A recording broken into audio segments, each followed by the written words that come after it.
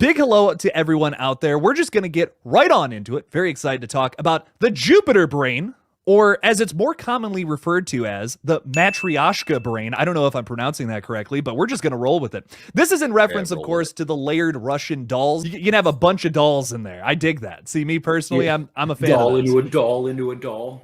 Yeah, it's just infinite amount of dolls. Makes me think of like one of those Looney Tune cartoons where they actually showed a doll and then a doll and then a doll and then a doll and then a doll. It's a hypothetical megastructure that draws an insane amount of power from the burning star to drive its computer system. So this is like just a gigantic supercomputer that has the power to basically do a bunch of different things that we're going to talk about here. That could, like simulate an entire other dimension. It could be, it's proof for the simulation theory, which is like we're all living in the Matrix. It could mean alternate realities, wormholes, a bunch of crazy shit we're going to get into in the future here. Just think of it as essentially the greatest achievement mankind could ever create. So it basically would be a planet-sized supercomputer. Essentially, there are roughly, throughout the history of existence, about 100 billion people, right?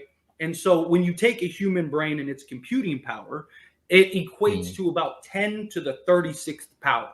So basically, every single human mind that has ever existed, if you could collectively put it all together, that is the probability that you get 10 to the 36th computing power per second. And a Jupiter brain is 10 to the 42nd power, which means in a fraction of a second, like literally a blink of an eye, it could simulate all of existence from the beginning of time to the end of time.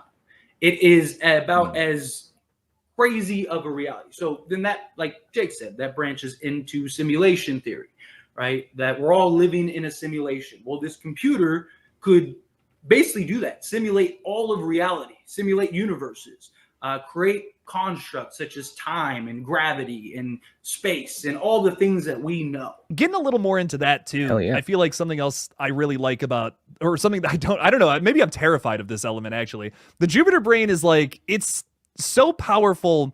I don't even know if like we should have it or not. Like it's the idea. There's multiple ways to approach it. Right. Like you could have it be built around like a star, sucking all of its energy and using it to compute all these things that Fate was just talking about. You could use it with like nanobots taking over all of Jupiter and replacing the atoms in a certain way to build a gigantic computer. It's insane. Like this kind of technology would put humans so far advanced beyond our understanding or current level right now.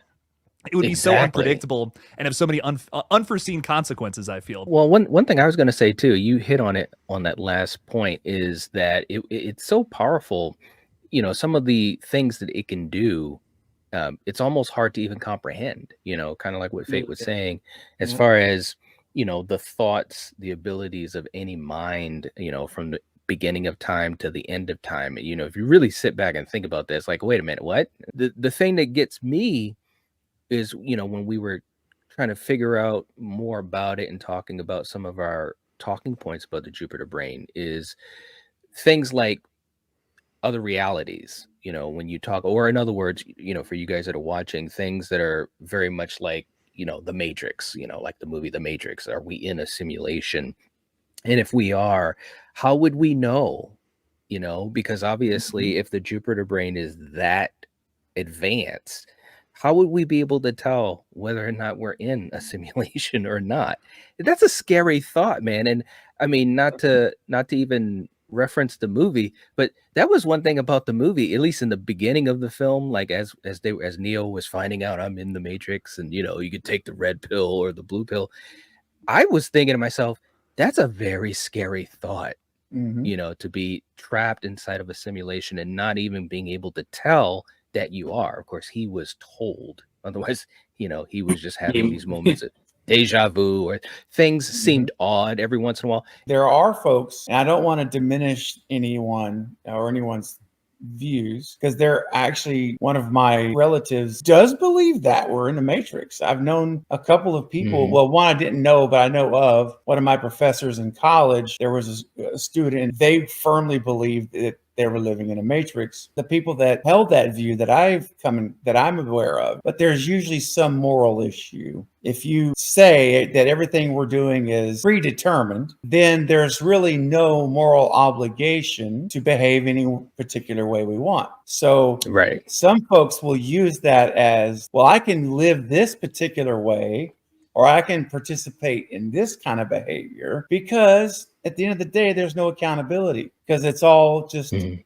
illusion anyway. I'm going to indulge in every hedonistic thing I want. We would not be able to have that self-awareness that this could be a simulation. I don't believe that. The other thing with that is, like, if we were in a Jupiter brain, like, wouldn't it just construct people or simulations, whatever, in a way that we didn't think about those things? Why would they make us think about these things otherwise? You know, like, you could just rewrite like reality to be something else, where it's just people living their normal lives, doing whatever kind of work you want, if you were someone that created the Jupiter brain and then made it your way. So I'm kind of with Craven on this one. I feel like we're not in a Jupiter brain, but I'm not saying that that's not a possibility in the future, though. Like, this is technology I feel like we could work our way up to, which is what's scary about it to me. Right. Can I argue the other side for a moment? Absolutely. Go for it. Okay. I was waiting for it. Put it in like a biblical sense, right?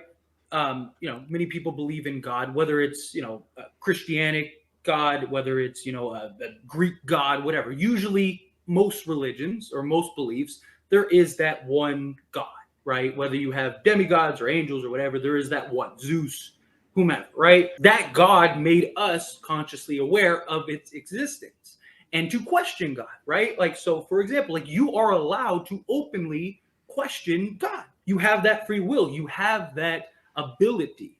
Whether you choose to or not is up to you. And you can, like Craven was saying, like, we have, our guidelines to live by, and it's kind of the moral compass and stuff like that. And you could still choose to do so. Again, as I mentioned earlier, a Jupiter brain is essentially every idea of what God as we know it is. The ability to create in life, the ability to, control universes and everything, like simulate worlds. You can make the argument that a Jupiter brain is allowing us free conscious because it could simulate that. It could literally simulate your conscious thought as if a God would. Like, let's say I created a Jupiter brain, I would have the ability to control life, death, reality. I mean, literally everything. I am now at the point where I could play God. At what point does a Jupiter brain allow us to stop? Right? Tower of Babel, right? Build all the way to heaven. He says, stop.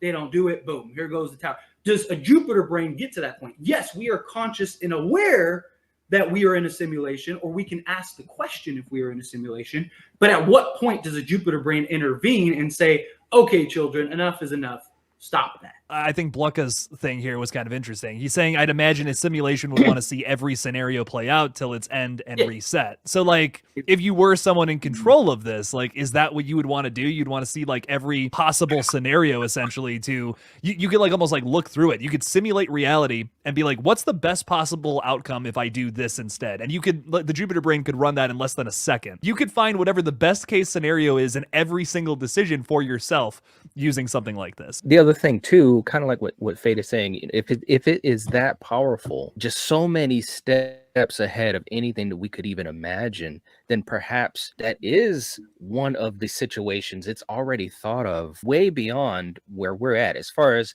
to say, okay, you do have choice, you do have the capacity question anything. I mean, sometimes we question how much money am I going to make next year, whatever. So you can question anything, including the idea of your reality, what's out there in space, what's beyond our galaxy, what's a multiverse. Maybe you're right.